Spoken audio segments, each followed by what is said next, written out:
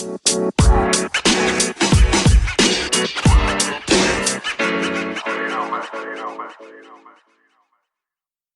les amis, bienvenue sur PAEF.live, le podcast du pouvoir d'achat. Mes amis, j'ai besoin de vous. J'ai besoin de vous pour faire connaître le podcast à vos amis, à vos collègues et aussi à votre entourage familial.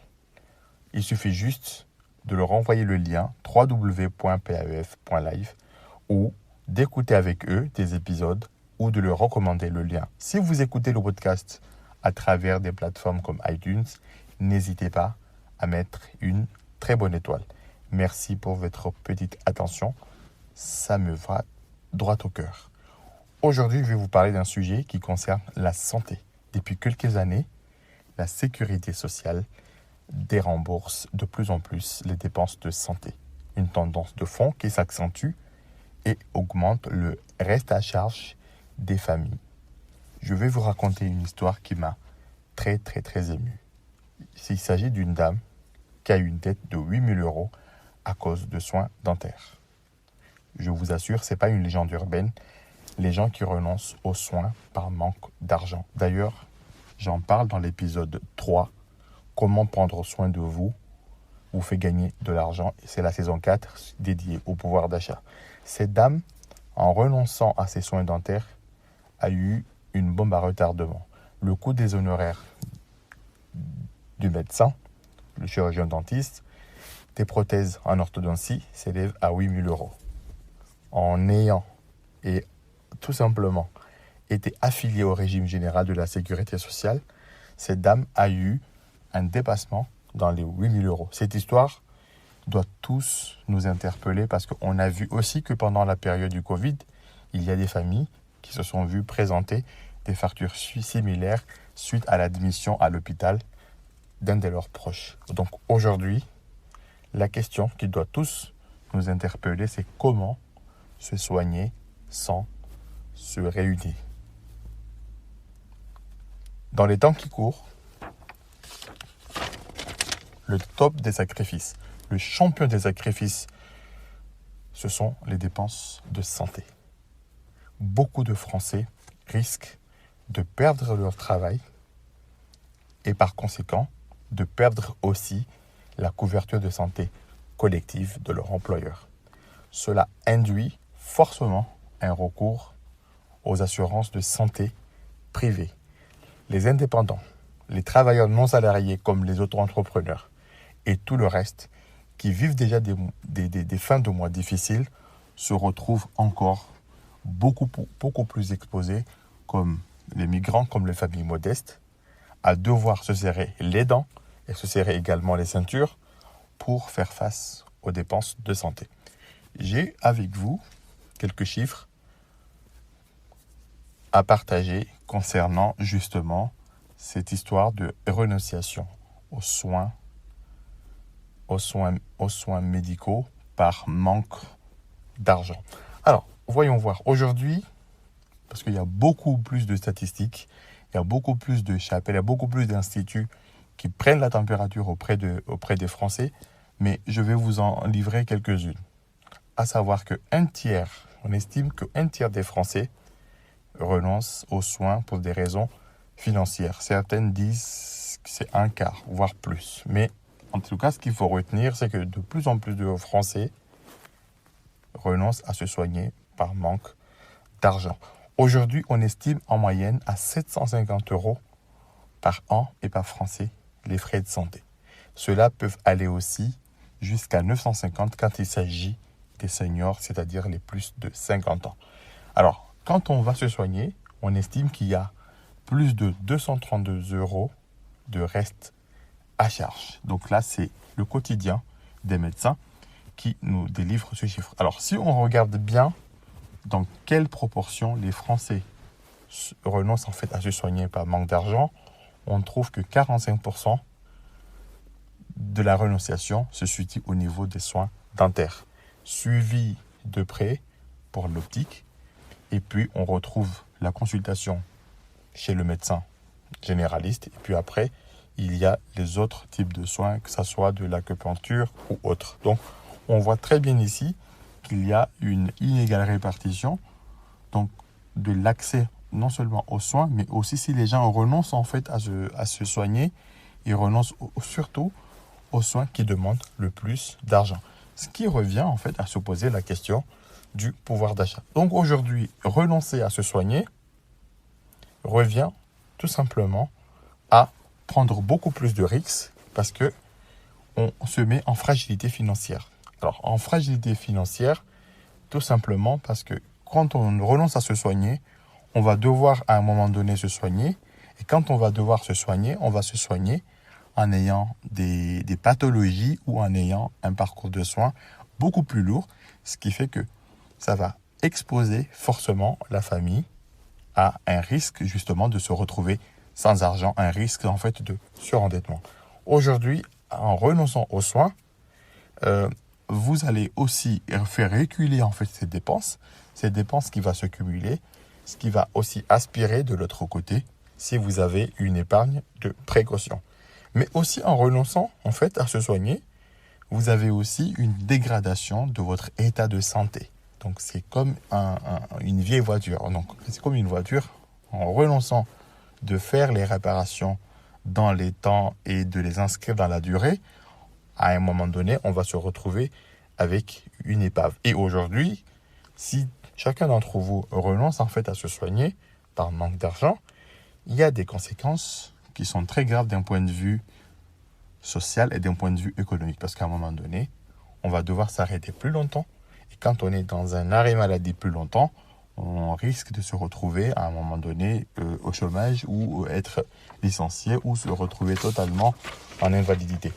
Donc, la solution aujourd'hui, c'est comment amortir, anticiper les risques liés à une explosion des dépenses de soins. Comment faire en sorte, justement, d'amortir, comment faire en sorte, en fait, de juguler et d'anticiper ces dépenses au niveau des soins. Donc, se soigner sans se ruiner, nous avons la chance en France d'être dans un pays où on a une couverture de santé pour tous, généralisée. Donc, il y a beaucoup de régimes, qu'on soit salarié, exploitant agricole, travailleur non salarié, qu'on soit artisan, qu'on soit profession libérale, qu'on soit migrant ou tout simplement famille modeste, il existe beaucoup de régimes avec beaucoup d'avantages ou beaucoup de raisons en fait de se soigner après avoir en fait obtenu en fait son affiliation à un régime en fait obligatoire.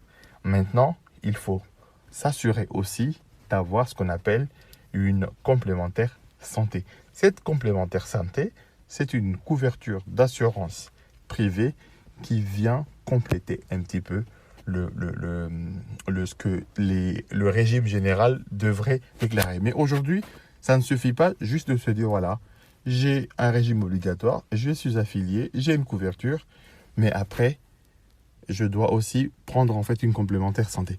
Cela ne doit pas se passer comme ça, puisque aujourd'hui, on observe en fait une tendance au déremboursement, une tendance en fait de désengagement de l'État de la sécurité sociale à travers les dépenses de santé.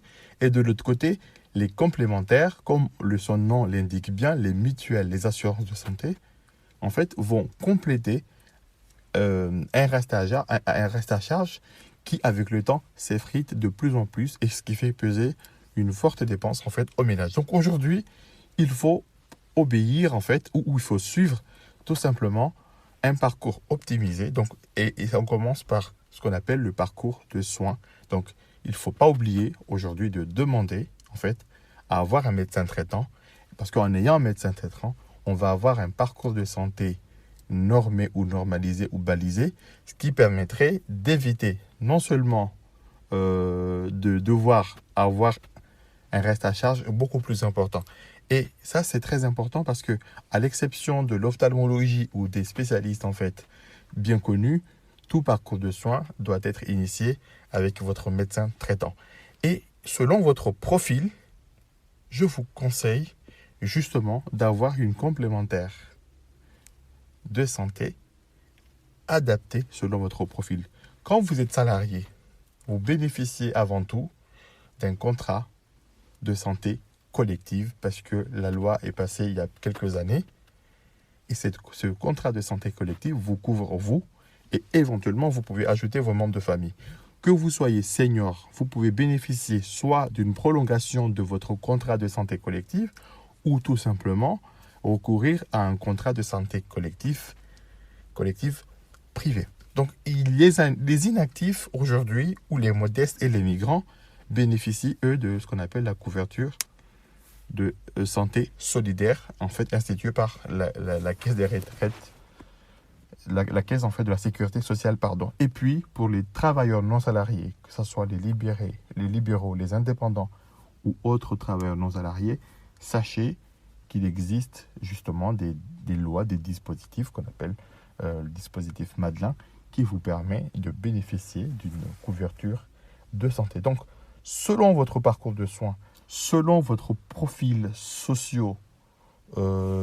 démographique ou socio-économique, vous pouvez justement définir à l'aide d'un professionnel de l'assurance santé votre niveau de couverture adéquat pour vous protéger votre patrimoine et mettre vos familles à l'abri. Donc la question à se poser aujourd'hui, c'est qu'est-ce que je fais maintenant et qu'est-ce que j'envisage de faire dans un avenir très proche, en fait, à court, moyen terme, et aussi voir son état de santé, son évolution dans le temps. Comment je verrai, en fait, les choses dans un avenir très proche afin de dessiner, en fait, ses besoins, ses attentes en matière de dépenses de santé.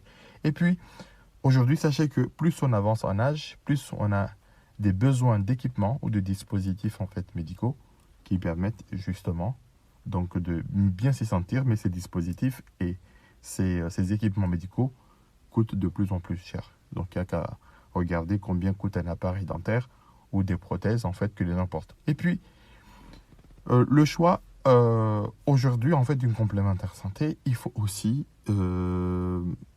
absolument retenir un critère qui est très important, c'est la réactivité des remboursements. Aujourd'hui, toutes les complémentaires de santé ne se valent pas. Il y a des complémentaires qui ont mis en place des services. Vous avez entendu parler, en fait, des tiers payants, des services, en fait, qui permettent d'accélérer les remboursements.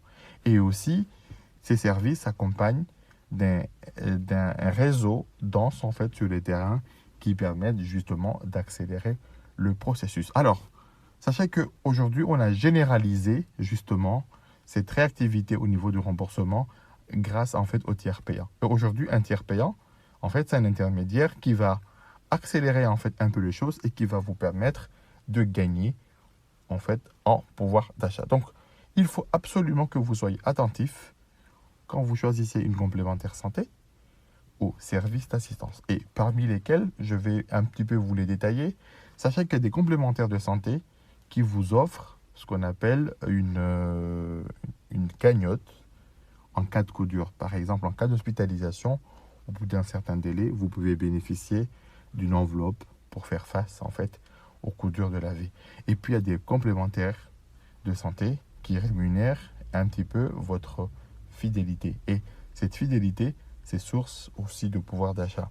Après, si vous faites face, en fait, à des soins ou à une hospitalisation, sachez que vous pouvez bénéficier justement d'une compensation de perte de revenus selon votre couverture. Donc, selon votre métier, selon ce que vous faites, allez-y chercher, en fait, ces petits services d'assistance qui peuvent justement vous rendre service. Sachez que comme la sécurité sociale et les complémentaires interviennent de moins en moins, soyez aussi attentifs au dépassement.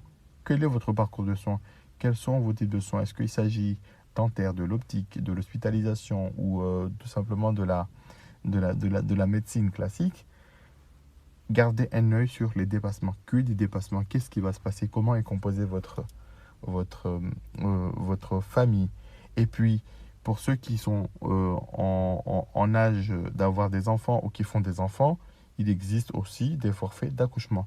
Et puis, au-delà de ces services, sachez que dans un épisode, j'ai abordé les accidents de la vie. Les accidents de la vie peuvent vous mener à l'hôpital, peuvent vous mener à envisager des soins. Et quand vous allez envisager des soins, sachez qu'aujourd'hui, il y a des complémentaires de santé qui vous proposent des services un petit peu de confort, de garderie, de conciergerie, où vous aurez par exemple de l'aide ménagère, où vous aurez par exemple une assistance en fait à domicile pour garder vos enfants, pour donner des cours. Donc, tous ces services, en fait, il faut se poser la question de si quelque chose venait à vous arriver et que vous, aujourd'hui, vous vous retrouvez en fait seul à faire face en fait à vos obligations familiales, est-ce que vous avez une couverture qui vous permet justement de bénéficier de ce confort? Donc, en guise de conclusion, nous sommes dans une tendance où le régime obligatoire, la sécurité sociale, lève un petit peu le pied sur les remboursements au niveau des dépenses de santé.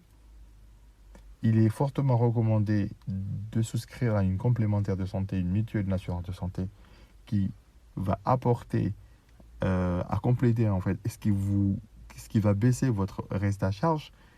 Et aujourd'hui, plus votre reste à charge est bas, plus vous augmentez votre pouvoir d'achat.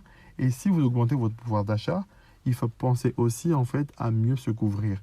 Et en mieux vous couvrant, vous, aujourd'hui, en fait, vous prenez soin de vous, vous allez vous soigner sans vous ruiner. Et si vous vous soignez sans vous ruiner, en quelque sorte, en fait, vous prenez soin de votre patrimoine financier, mais aussi de votre patrimoine immobilier et aussi de votre famille. Donc, il faut penser absolument à renforcer, en fait, votre couverture. Il faut aussi se poser la question, aujourd'hui, tout va bien, mais si demain, la situation est venue à se dégrader, nous traversons une crise, en fait, sanitaire et bientôt économique sans précédent, quid de ma couverture actuelle? Qu'est-ce que je fais et comment j'anticipe? Comment j'anticipe par rapport à l'évolution de ma famille? Est-ce qu'il y a un vieillissement envisagé? Est-ce qu'il y a des enfants? Est-ce qu'il y a tout simplement un état de santé ou des risques en fait au niveau de la famille, que ce soit des maladies cardiovasculaires ou du diabète? Donc toutes ces questions-là se posent et méritent en fait d'avoir un bilan personnalisé afin de mieux renforcer cet aspect-là. Donc aujourd'hui, il faut intégrer dans vos dépenses mensuelles cette notion de dépenses de santé. Comme ça, vous pouvez non seulement la lisser, mais aussi anticiper. Donc, et puis, il faut savoir que chaque jour, vous pouvez trouver des magazines, vous pouvez trouver de la littérature ou tout simplement des podcasts et des émissions qui font de la prévention. Ne les négligez pas parce que le meilleur des soins, c'est avant tout de suivre les recommandations en termes de prévention. Donc, ne renoncez pas en fait au bilan de santé, ne renoncez pas au diagnostic parce que, comme je l'avais dit, il y a 100 000 personnes qui meurent en France à cause du cancer, tout simplement parce qu'il y a un problème à la fois du diagnostic, mais il y a aussi un problème où, au moment où cela est détecté, c'est déjà trop tard. Donc, si on pouvait anticiper les diagnostics et puis respecter les bilans et les recommandations des professionnels de santé, on se retrouverait vite pris en charge. Donc, faites-vous accompagner par un professionnel aujourd'hui pour vous poser la question sur votre couverture au niveau de santé, au niveau de votre mutuelle, au niveau aussi de votre contrat de santé collectif si vous êtes salarié. Donc, je me tiens bien sûr à votre disposition. Si vous avez des questions, si vous avez besoin de faire ce bilan, je suis tout à fait à votre écoute. Donc, dans la série où je protège mon patrimoine, je protège mon patrimoine immobilier, mon patrimoine financier et aussi mes proches, préservez votre pouvoir d'achat à chaque tranche d'âge en adaptant bien sûr votre couverture. La santé d'abord, la santé avant tout. Ne manquez pas aussi l'épisode Prendre soin de vous qui est déjà disponible en ligne, qui vous fait gagner de l'argent et bien d'autres conseils utiles sur le podcast peaef.live. Je reste à votre écoute sur les plateformes telles que Deezer, Spotify et au plaisir de vous retrouver. Merci, à très bientôt.